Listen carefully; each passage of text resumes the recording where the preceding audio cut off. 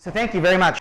Integrated pest management is the process that the federal government uses to some extent, the Army uses, the city and county of San Francisco has been using for a long time, and now all the public schools in California have a law that says they have to do integrated pest management in the schools. And that's spreading to many counties across the country. So what IPM is, integrated pest management, is a decision-making strategy for managing and preventing pests in a long-term way. It comes from the agricultural world. So farmers in the 70s were finding that they were having to apply more and more expensive chemicals, different kinds of chemicals to get the same level of control to kill the pests in the fields. And what they were finding was that they were actually growing superbugs. These are bugs and weeds, pests that are resistant to these chemicals.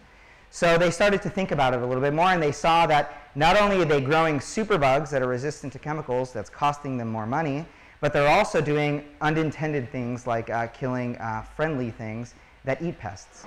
So they were killing all the ladybugs in the fields that would otherwise eat the aphids and control the pests. So they started to look at this, and they said what would be a better method for doing this, and that's where actually the organic food industry was born from. Was trying to resolve that problem. They saw that it worked, and so we used that strategy, we used that thinking, and we applied it to buildings throughout the country, and that's where we are today. And we're seeing really good results.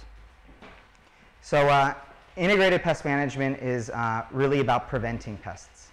So it's not enough to say you have a product that does a really good job of killing things, because once you already have cockroaches in your space, they're eating, they're dying, they're leaving their droppings behind, and all of those things that they're doing is worsening the indoor air quality inside the spaces. So it's not enough to say we got a good thing that kills it. It's really what you want is to prevent them from coming back, and that's the focus of what we're doing. It's long-lasting because you're changing the conditions inside of your spaces to prevent those pests. So this is really about working in a collaborative team with property managers and maintenance people and with outside agencies, as we're doing right now in the Housing Authority. It should reduce the costs. As we were going from unit to unit, we were finding that residents were buying lots of chemicals because they had pest problems, and those chemicals aren't cheap. And what's worse is they don't work very well. So that's a big cost that we're bearing, not only with the chemicals that we're using, but also in having the pests and the medical problems that or risks that they pose.